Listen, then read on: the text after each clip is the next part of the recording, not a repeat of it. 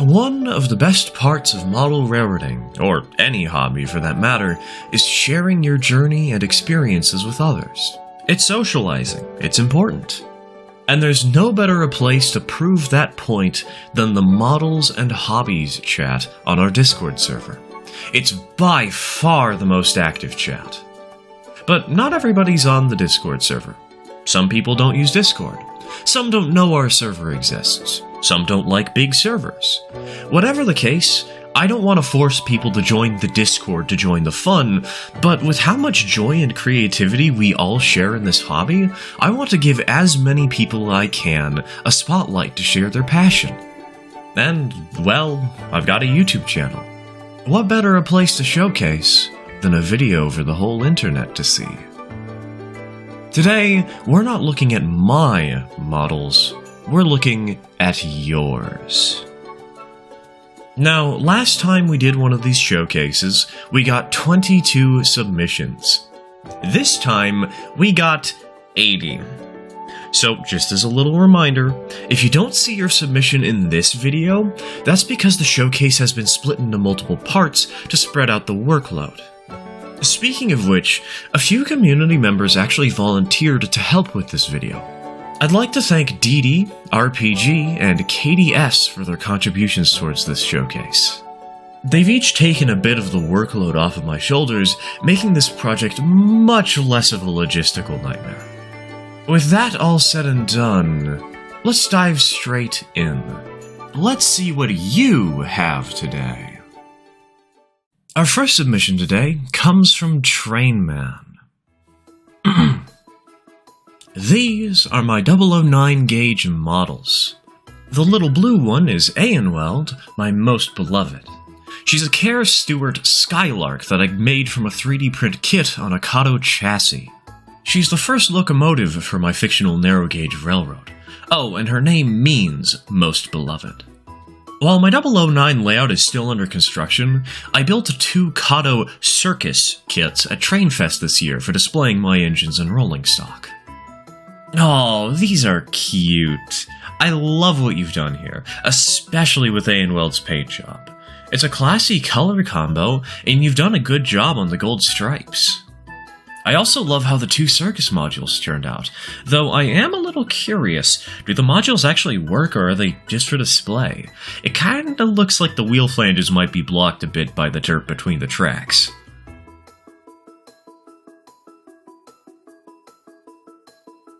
Next is a little bit of 3D printing from community member RPG. These are photos of some G-scale heavyweight cars that I've built. They've taken over 2 months to make, but are almost finished at this point.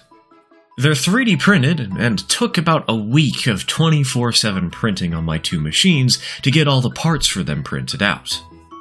I painted them with an airbrush, and then coated them with a clear gloss finish to better protect against the weather outside for the few hours at a time they run. After all, I printed these in PLA, which is prone to warping or even just melting in the sun. The files for the observation and regular passenger car are currently for sale, but I will be making more versions in the future, such as a dining car. I've also made some custom G-scale couplers. They work pretty well and use springs in them to auto-latch. Man, I knew 3D printing could take a long time to do, but a week per car? Yeesh. I know it's G-scale, but still. With that all said, these turned out great. I'm a little curious about the building process, though. Because these cars are so big and need to be printed in segments and then combined by the looks of it, do you have a locking mechanism to help line up the parts? Or do you just eyeball it?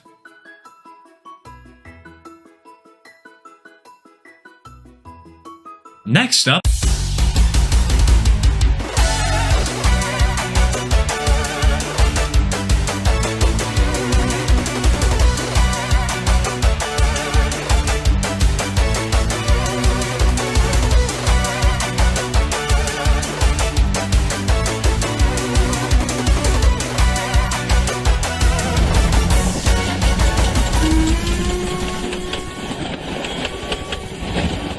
Ahem.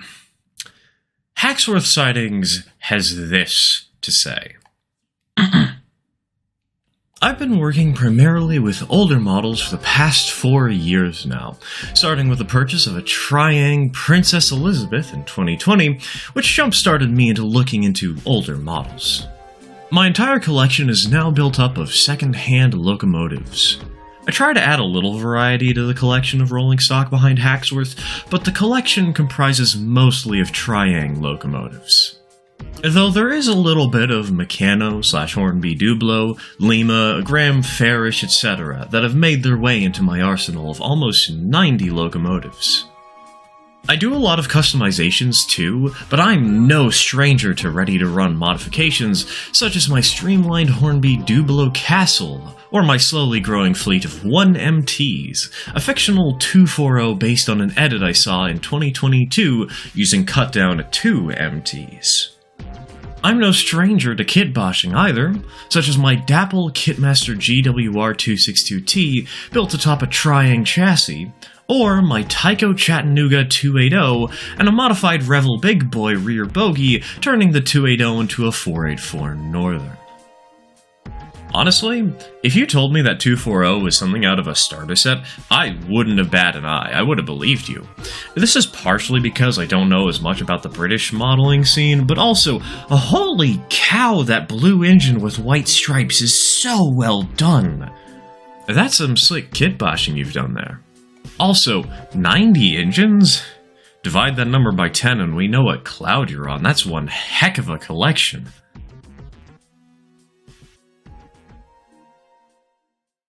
Next up, we have this submission from nowhere. Not the place, the person. These are some photos of my wooden railway models. I don't have cash for any serious models, so I settled for some generic wooden railway stock. It's much easier to make custom models this way, so that's a plus. Frank, the fat one with no smoke box, is my first. I'm also currently working on a set of larger scale engines that use wooden railway chassis. These are narrow gauge, and I've only got one that's even remotely recognizable as an engine at this point, but I figured I'd share it anyways. I also collect Thomas Take Play stock, though I have yet to do anything with them. Emphasis on yet. Man, this brings some nostalgia to the table. I don't know where my wooden trains are, though, so, hey, where do you get your models from? Asking for a friend. Who may need an addiction satiated. Just hypothetically. Next, we have this from Flying Yankee Productions. I've been into kitboshing for quite some time. While I have several projects, each in varying degrees of completion, here are my top picks. First is my newest project, a Broadway Limited Imports 280 that I will be kitboshing for my fictional line, the Roomford and St. Johnsbury Railroad. The reason the running board has orange lining is that the locomotive was originally in SP daylight colors. I didn't have enough time to paint the running boards white before I took it to my club. The other thing I'd like to show is my personal favorite passenger car, the Saskatchewan. This car started out as a Kato Northern Pacific corrugated business car. I painted the car body silver, with the roof painted black, and added the two distinguished gentlemen on the observation deck. The car is fully lighted, with the only exception being the two ditch lights located on either side of the rear coupler. Dude, that's cool! How did you get such a good silver color on the observation car? I had to look this up on eBay to double check the original car was Northern Pacific green. I thought that was just the factory paint job at first. Hopefully in the next showcase we can get an update on that 280. It's looking good so far. Next up is from Sammy, who has this to say. I've had this Bachmann HO Scale 484 for a while, and I never really liked the way it looked. So I customized with different schemes till I got it how it is now. I used a Broadway Limited T1's smoke deflectors and tender to try and make it look like the New York Central Niagaras. I know it's the wrong tender, but it doesn't bother me much. Hey, if it doesn't bother you, that's perfect. What matters most in this hobby is that you enjoy what you make. If I have any critiques, it's that the engine doesn't have a bell or whistle. Though, looking at what you started with, it looks like it never even had one. Wait, I think I recognize the paint job on the original engine. Is this one of those Bachmann starter set Northerns? You've done a great job of overhauling it. I would have never guessed if you had just shown us the final product. We have another uncredited submission here. I have a fleet of locomotives and some rolling stock to share. Some of these work well, some work okay, and some don't work at all. I've got a Chessie GP38-2, a Tyco 040 with repairs due, a Santa Fe diesel shunter, a dummy unit Rock Island F9, a Bachmann 280, a Tyco 080 with a New York Central tender, that's a dummy unit too, and a GG1, with the Chessie diesel being the newest addition to my fleet. The Union Pacific gondola is my first attempt at weathering, and I think I did alright for my first try. I hope to acquire more diesels and maybe a doodlebug someday for my upcoming layout, though the layout is a complete mess at the moment. Don't worry about the mess, man. We all start somewhere in this hobby, and most of us start with the Junk Mountain Railroad. I like the weathering you got on that gondola. It makes the cheap plastic model actually look kind of nice. Next, we have a submission from Flightman. These here are a New York Central and a Chesapeake and Ohio boxcar that I've painted, and I'm still working on them a little bit. The New York Central boxcar needs a new frame, which should hopefully come soon.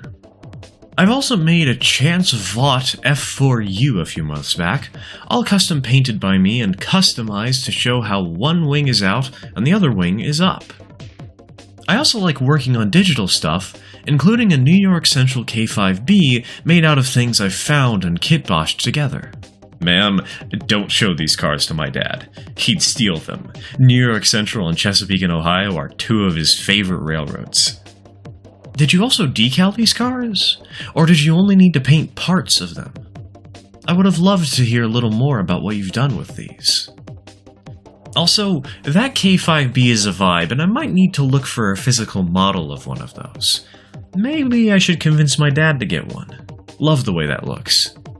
Next up is a small submission from BD Vids. The Coal Creek Lumber Company is a 3-foot narrow-gauge railroad in the eastern United States. Having purchased a wide range of equipment, ranging from big Baldwin 10-wheelers to tiny Porter 040s, this little steam-powered railroad is bustling with activity. You'll find a little bit of everything, such as mixed freight, big coal drags, passenger trains, excursion trains, slow commuter services. We've got it all. My model railroad is built in G-scale. As someone who's getting into G, man, I'm jealous. How dare you have a cooler collection than mine? There's something charming about these smaller engines. I don't know exactly what it is, I just love the way these look. Though I will say, I would have loved to have some more photos of more angles of these locomotives. Something to consider for the future, Also, that backup headlight on the side tank, I love it. It's kinda goofy, but in a good way. Did you add that yourself? Next up is from Cat Mungo. These are a series of custom LEGO locomotives that I've made over the course of 2024. It first started off with a German 210-4, which I expected to be a cursed locomotive, but actually wound up pretty good. The next custom I made by asking ChatGPT for a wheel arrangement, and it suggested a British 460. I put a lot of detail into this one, and I'm quite proud of how it turned out. I've also drawn some fan art by hand for the Central, Rio, and Pacific back in 2022. It's a drawing I'm the most proud of as I sunk a lot of work into it. I didn't have railroads online at the time, so I had to go to Reddit and ask around if some people could send me photos from different angles of the locomotives and rolling stock so that I could use them as reference. It wasn't easy, but it was fun. There were some notes of a LEGO 210-4 plus 410-2 Big Boy Garrett mentioned in the submission, but the images were hosted through a separate website and were private or something. I couldn't view them.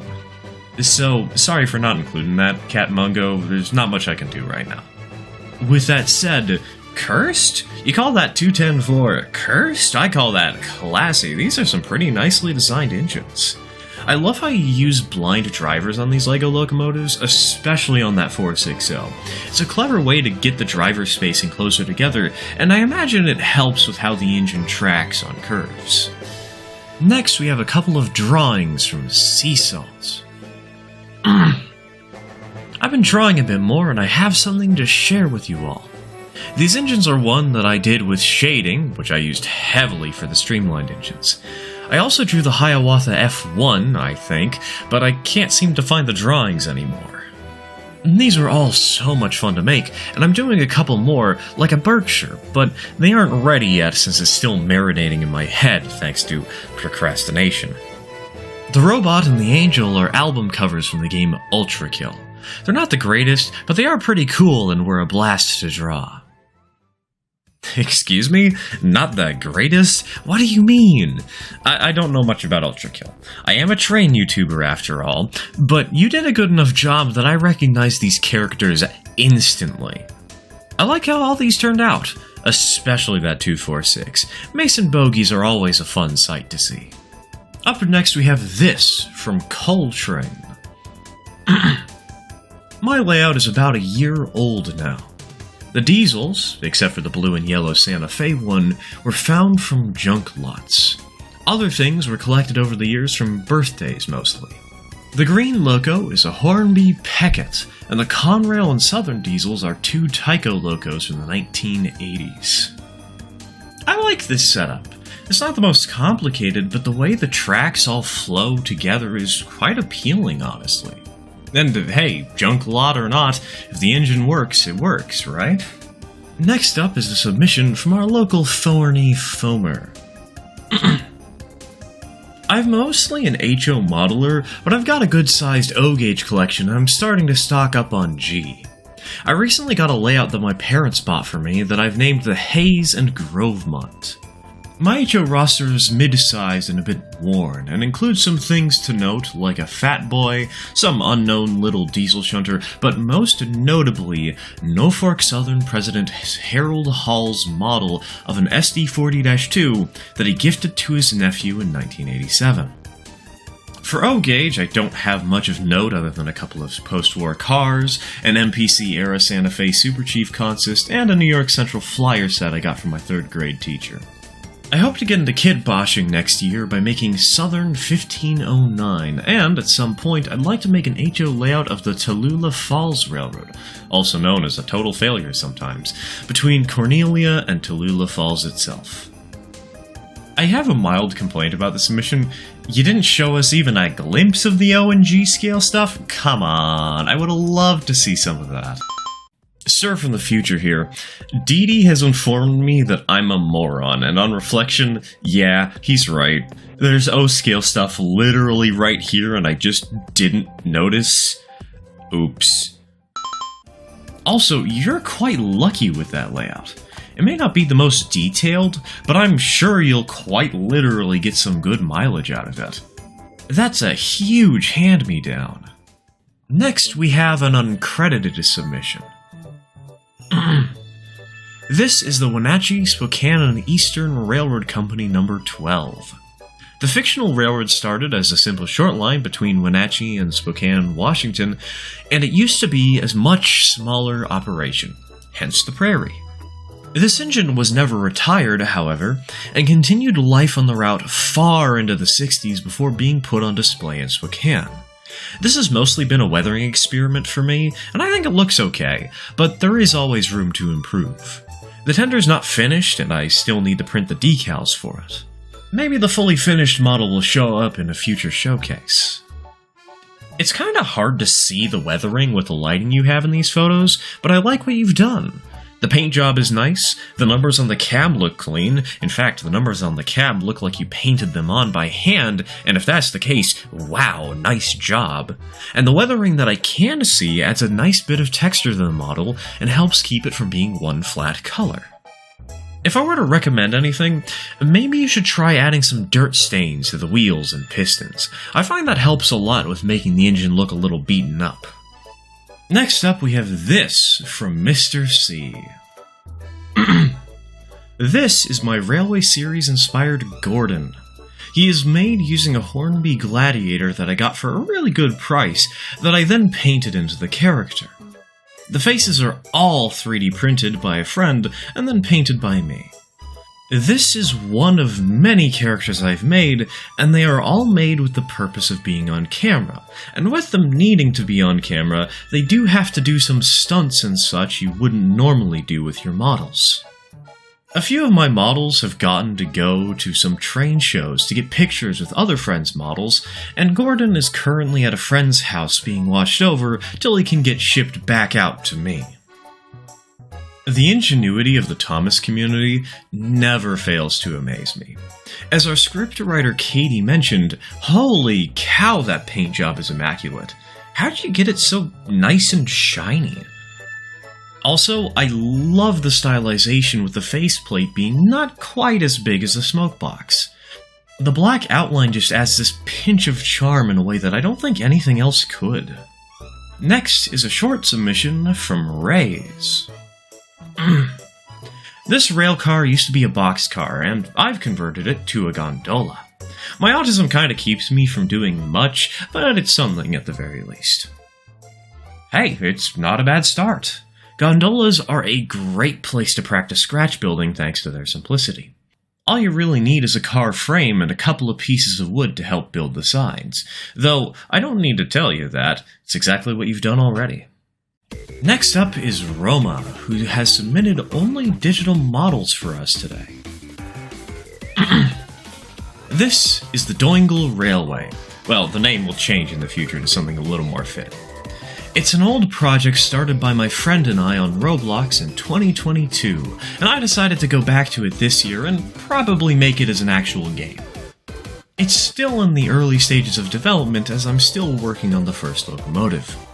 Doingle takes place somewhere in the Soviet era of the country Georgia.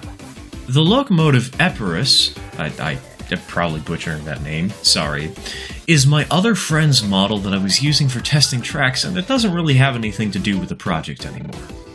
I have a few pictures of the old engines from 2022, such as the original version of number 1 made by my friend, and a strangely proportioned 480 that I also plan to redesign for the full game. You know, seeing Roblox models is always such a funny experience to me. I don't mean that in a bad way, mind you. It's just weird seeing such well-made locomotive models, and then you look 2 feet to the right, and it's just the funny, blocky oof guy. I'm not much of a Roblox guy myself, but I do love game design. Keep us posted on your progress in the next showcase, would ya? I'd love to see more. Next is from Fennec, who has this to share with us today. I wanted to focus the submission on something I'm very passionate about: cardboard modeling. In my downtime, I like to build cardboard models of trains, both fictional and real. I currently have a good variety of cardboard models, ranging from the Lackawanna 484 to my fictional Connie and more. The process consists of a lot of painting, gluing, cutting, etc. I typically like to reuse cardboard from any that is about to be thrown out, and tubes from paper towels. My current project is a model of a Taiwanese 8620 class steam locomotive, which is in very early stages. My greatest accomplishment was building a cardboard model of CK-124, a Taiwanese prairie tank, in only 3 days and taking it overseas to Taiwan to meet its real-life counterpart. You know, this seems like an excellent way to learn scratch building. Case in point, your Taiwanese tank engine. I think you could do a little more with the pipes on the side of the boiler, but you got the shape down pretty well for being just cardboard and some personal planning. Also, I love it when people bring their models to the real thing. There's just something charming and cute about it. Next up is Sonny D, who has this to say. I've been collecting model trains for about a year or so. The Model 40 with the cardboard parts is going to be painted with a black chassis for a fictional railroad called the D&MM. As of late 2024, I have 11 DCC locomotives. I run most of my stock at railroad clubs and train shows. If you noticed the 3D printed Ivor, he was designed by a friend and printed on my home printer. Not finished as of now. On the side, I like to collect Tomy, Hot Wheels, and Lionel. This wasn't really mentioned in the text, but a few pictures of some 3D models were included, seemingly from Roblox. I'm not entirely sure, I don't play Roblox myself, but they look nice. Hey Sonny, let us know a little more about these in the comments. Honestly, I love the 44-tonner pulling the passenger train. I kinda can't help but laugh at it. It's such a small freight engine on quite the consist. It feels like a perfect representation of a modern-era excursion train, you know? And hey, New York Central and Chesapeake in Ohio? Don't let my dad get too close. You've only been doing this for about a year, though? Wow, you've got quite the collection for such a short time in the hobby. The last submission for today's showcase is our benefactor Radio Isotopics. It was something to show unlike anything else I've seen in these showcases. I am the one who makes the chooch. I make funky little train emojis just for fun sometimes. I usually spend upwards of 4 hours on the average locomotive, and oh boy, it takes a while, even for something so small that most people won't even care to look at it for more than 5 seconds. Sometimes I do stuff for people that you may have heard of. Wink wink, nudge nudge, stir. I don't know, I've never heard of this stir guy. Seems like a massive nerd if you ask me. Though, I do have this weird paper I got at a train show back in January. Looks a little similar to what you do. Must be a coincidence, My usual commentary doesn't really apply here, since I've not only seen this stuff before, but actively requested certain drawings and emotes from Radio. Plus, a lot of these are just available on our Discord server, so I may be a bit biased when I say, this is cool as all get out. It's kind of like a locomotive blueprint, but at the same time its own charming thing, you know? Also, Radio has requested that I tease one of my future projects by showing you the emote for something that I built, probably about a month ago, and you know what? I'll only kind of do it. Somewhere in this pile of emotes is an engine I made that hasn't shown up on the channel yet. Good luck rewatching this segment and trying to figure out which one it is. That was 1/4 of our submissions, 20 out of 80. If you didn't see your submission today, don't worry. We still have some work to do before we get the other parts out, but we're working on it. We'll be back in about 2 weeks to continue looking through what you guys have to share with us. Once again, thank you to DD, RPG, and KDS for their contributions towards the showcase. Thank you to everyone who submitted something for us to show off, and thank you for watching. Cheers, folks.